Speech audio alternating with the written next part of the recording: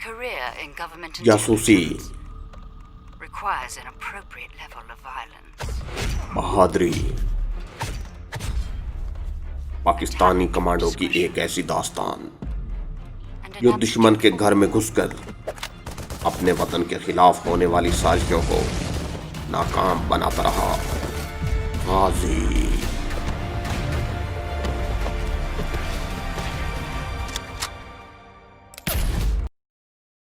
یہ یہودی ابھی زندہ تھا اور قادر خان کے سانپ نے اسے نہیں کاٹا تھا۔ ہم نے اس بارے میں نواب صاحب سے نہ پہلے کوئی بات کی تھی نہ اس وقت ان پر کچھ ظاہر کیا، بس خاموشی سے ان کی باتیں سنتے رہے۔ میں نے نواب صاحب سے پوچھا، یہاں اسلحہ وغیرہ کی کیا پوزیشن ہے؟ نواب صاحب بولے، یہ تو مجھے معلوم نہیں، میں ایسا کرتا ہوں کہ اپنے خاص آدمی کو تمہارے پاس بھیج دیتا ہوں، میرا خیال ہے اسے ان ساری باتوں کی تفصیل معلوم ہوں گی، اگر معلوم نہیں ہوں گی تو وہ تفصیلات معلوم کر لے گا۔ اسی شام نواب صاحب واپس چلے گئے۔ ان کے جاتے ہی میں نے قادر خان سے کہا، قادر بھائی، تمہارے سانپ نے تو اپنا کام نہیں دکھایا، یہودی انسٹرکٹر ابھی تک زندہ ہے۔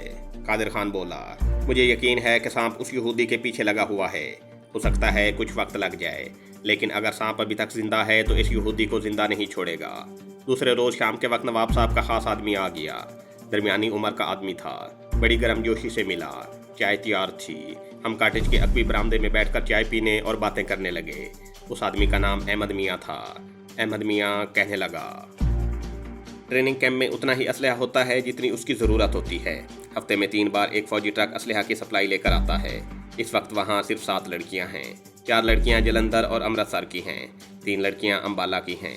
یہ اونچی سوسائٹی کی طوائفیں ہیں جن کا کام اعلیٰ سرکاری افسروں کا جی لبھا کر اپنے ایجنٹوں کو ٹھیکوں وغیرہ کا کام دلوانا ہوتا ہے۔ اس کے عوض وہ ٹھیکیداروں سے کمیشن وصول کرتی ہیں۔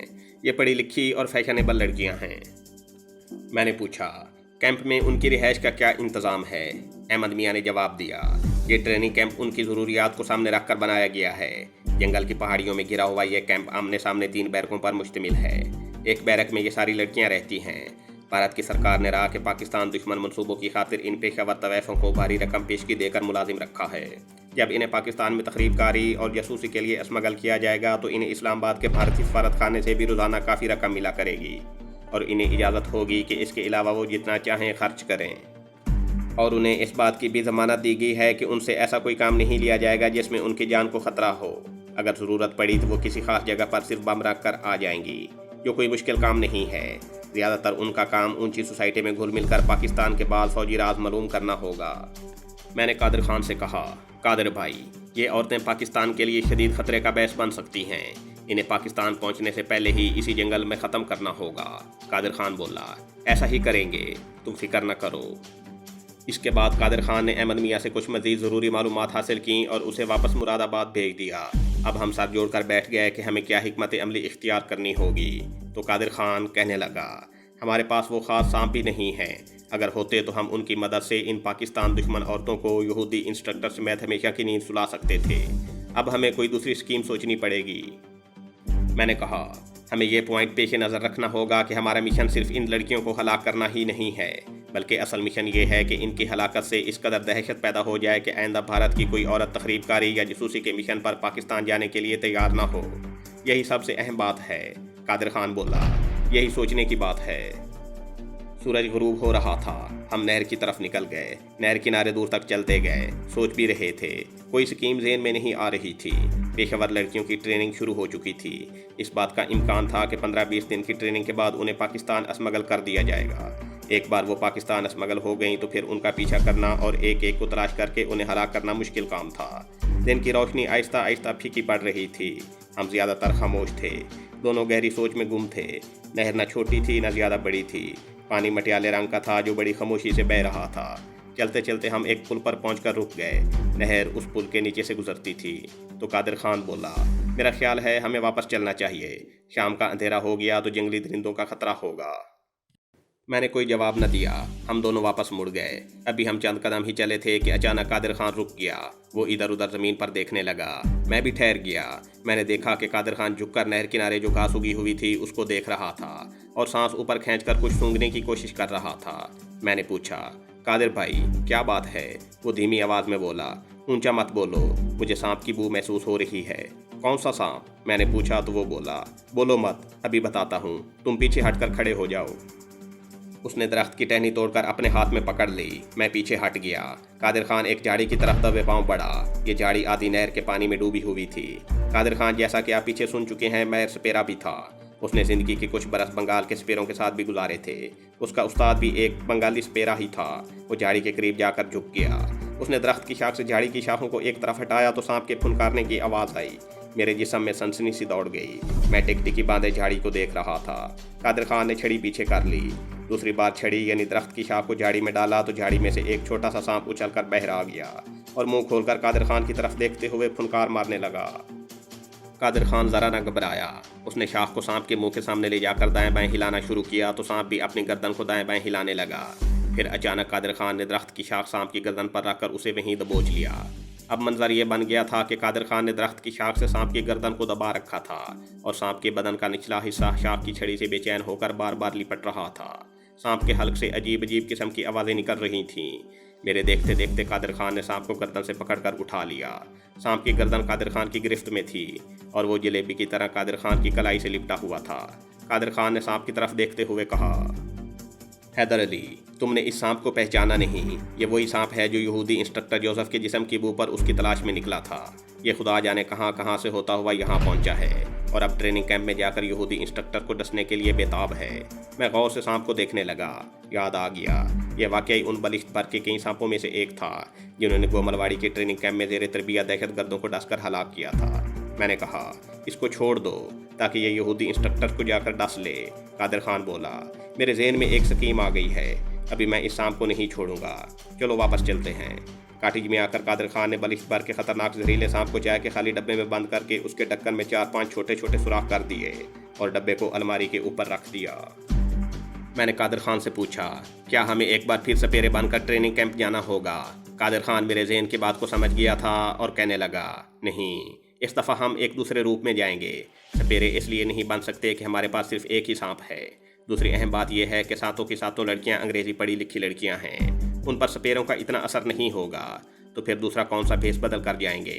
میرے سوال پر قادر خان بولا، تم نے ایک بار بتایا تھا کہ تم ہندی زبان لکھ پڑھ لیتے ہو، تمہیں ہندوؤں کی مقدس کتابوں یعنی ویدوں اور پرانوں کے اشلوک بھی زبانی یاد ہیں، اور تم تھوڑی بہت سنسکرت بھی جانتے ہو۔ میں نے کہا، ہاں، میں نے ٹھیک بتایا تھا۔ قادر خان کہنے لگا، تو پھر اس بار ہم سادھو سنیاسی بن کر جائیں گے۔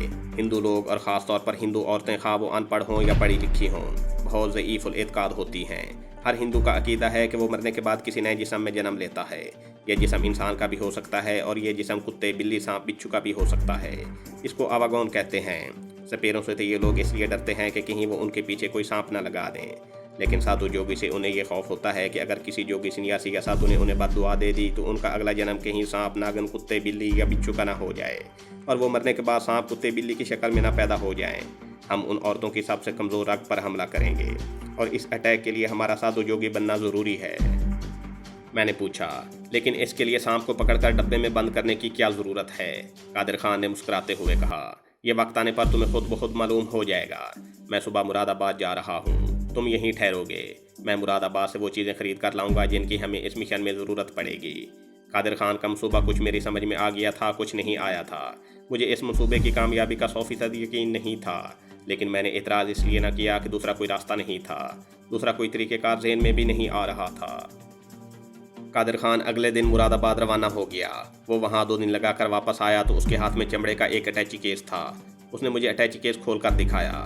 اس میں وہ تمام اشیاء موجود تھی جن کی ہمیں اس مشن میں ضرورت تھی۔ تو وہ کہنے لگا، میں نے نواب صاحب کو ساری اسکیم بتا دی ہے، انہوں نے مجھے صرف ایک ہی ہدایت کی ہے کہ اس بارے میں انتہائی رازداری سے کام لیا جائے۔ یہاں کاٹیج میں جو ان کا پرانا بوڑھا ملازم کام کر رہا ہے وہ اسے بھی اپنا آدمی بھیج کر کچھ دنوں کے لیے واپس مراد آباد بلا رہے ہیں تاکہ ہم خفیہ رہ کر اپنے مشن پر کام کر سکیں۔ قادر خان نے اٹیچی کیس میں سے ایک طے کیا ہوا کاغذ نکال کر کھولا اور میرے سامنے رکھ دیا۔ اس پر پینسل کی آڑی ترچھی لکیروں سے ایک نقشہ بنا ہوا تھا اور وہ کہنے لگا، یہ سمبل کے ٹریننگ کیمپ کا نقشہ ہے۔ نواب صاحب نے اپنے خاص جاسوس کی مدد سے یہ نقشہ خود تیار کیا ہے۔ وہ ہمارے ساتھ کسی بھی آدمی کو بطور گائیڈ نہیں بھیجنا چاہتے۔ قادر خان نے مجھے نقشے کی مدد سے سب سمجھایا کہ نواب صاحب کے کاٹیج سے ہمیں کس طرف جانا ہوگا اور پھر کہاں کہاں سے گزر کر رام گائی نام کے شیو مندر میں جا کر قیام کرنا ہوگا۔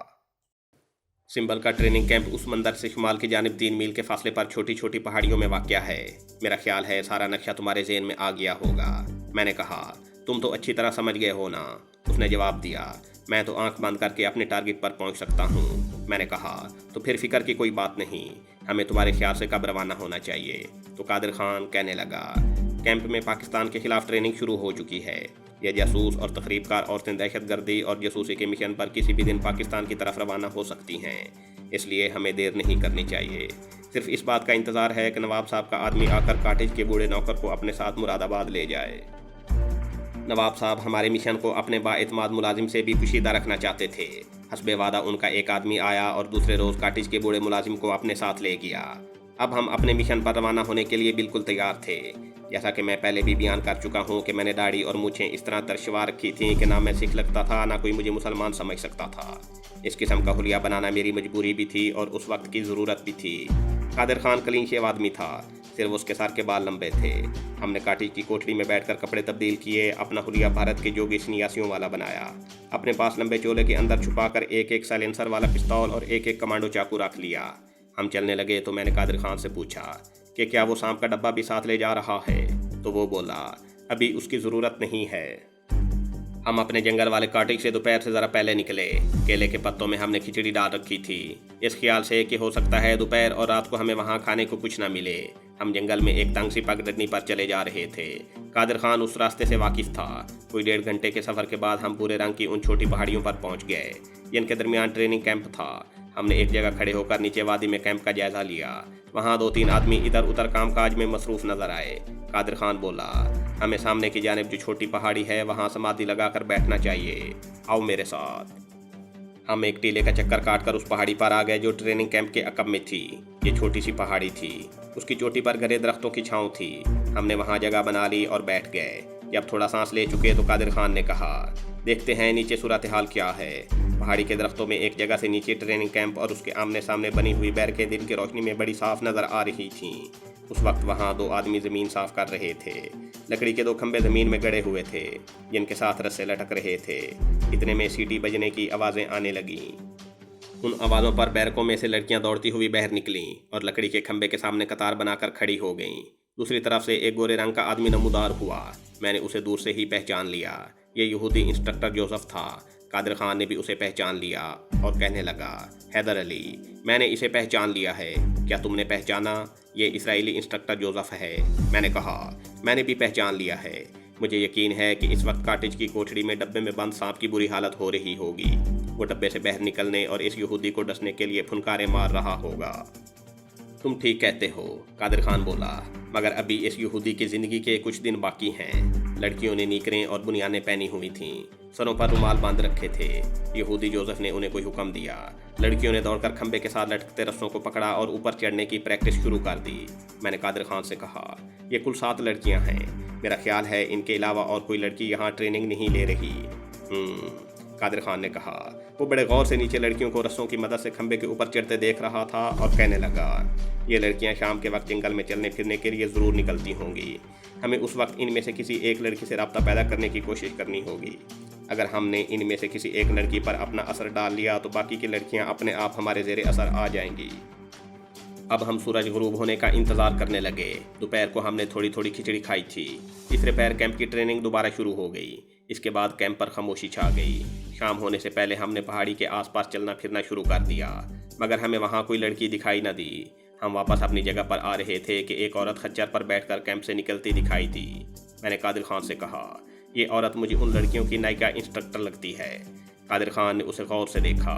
वो खच्चर पर बैठी हमारी तरफ आ रही थी। हम दरख्तों की ओट में हो गए। औरत करीब से गुजरी तो हमने देखा कि वो अधेड़ उम्र की थी। उसने पतलून और आधी आस्तीनों वाली बुनियान पहन रखी थी। जब उसका खच्चर पहाड़ी पगडंडी पर ज़रा दूर निकल गया तो मैंने कादिर खान से कहा, कादिर भाई, मेरा ख्याल है हमें इस औरत को काबू में करना चाहिए। ये हमारे असर में आ गई तो बाकी की 7 लड़कियों को काबू करना कोई मुश्किल काम नहीं होगा। कादिर खान को मेरी तजवीज़ पसंद आई और वो कहने लगा, मगर ये औरत कहाँ जा रही है? यहाँ करीब तो कोई गांव नहीं है। हम कुछ फासला डालकर उस औरत का ताक़ुब करने लगे। पहाड़ी पगडंडी पर खच्चर बड़ी सुस्त रफ्तारी से चल रहा था। एक पहाड़ी से उतरकर खच्चर दूसरी पहाड़ी के पीछे की तरफ घूम गया। हम भी उसी तरफ घूम गए। पहाड़ी की दूसरी तरफ सामने दरख्तों में एक कैबन दिखाई दिया। औरत उस कैबन की तरफ चली गई। कैबन जरा चढ़ाई चढ़कर बना हुआ था। हम दूसरी जानिब से होकर झाड़ियों में छुपकर औरत को देखने लगे। कैबन का छोटा सा सैन हमें साफ नजर आ रहा था। वहाँ एक आदमी पौधों की गोडी कर रहा था। औरत को देखकर वो दौड़कर खच्चर की तरफ गया। उसने औरत को सहारा देकर नीचे उतारा और खच्चर लेकर दूसरी तरफ चला गया। औरत ने अपनी बुनियान को नीचे किया और बड़ी तेजी से चलती हुई कैबन के अंदर चली गई। कादिर खान बोला, ये वही औरत है जिसके बारे में नवाब साहब के मुखबिर ने बताया था कि ये बम्बई की ऊंची सोसाइटी की तवाइफ है जो उन लड़कियों को आला सरकारी अफसरों और सरमायादारों को राम करने की ट्रेनिंग देती है। मैंने कादिर खान की तरफ देखा और पूछा, तो फिर क्या ख्याल है? कादिर खान बोला, तुम्हारा कमाल दिखाने का वक्त आ गया है। नीचे चलो, मैदान साफ है। मैं तुम्हारा चेला हूँ और तुम मेरे गुरु हो। कादिर खान ने आहिस्ता से औलख निरंजन का नारा लगाया। मैं समझ गया कादिर खान ने मेरे सामने क्या तजवीज़ रखी है। मैंने मुस्कुराते हुए कहा, जय शिव शंकर, आ जाओ। मैंने शिव देवता का त्रिशूल जो कादिर खान के हाथ में था उससे लेकर अपने हाथ में पकड़ लिया। मेरे एक हाथ में पीतल का लोटा था जिसमें पानी था और रतन जोत के कुछ फूल पड़े थे। मैं आगे आगे था। कादिर खान मेरे पीछे पीछे चल रहा था। हम जोगियों के बेस में बड़े सुकून से चलते पहाड़ी पगडंडी से उतरकर कैबन के सैन में आ गए। इस दौरान वो मुलाजिम जो खच्चर लेकर दूसरी तरफ गया था वापस आ रहा था। वो भी हिंदू था। अपने सामने बगीचे में दो जोगी सन्यासियों को देखा तो हाथ बांध कर खड़ा हो गया और सर झुकाकर हमें जय शिव शंकर कहा। मैंने हाथ ऊपर उठाकर कहा, तेरा कल्याण हो बच्चा। इसके साथ ही हम अपने प्रोग्राम के मुताबिक वहीं ज़मीन पर बैठ गए।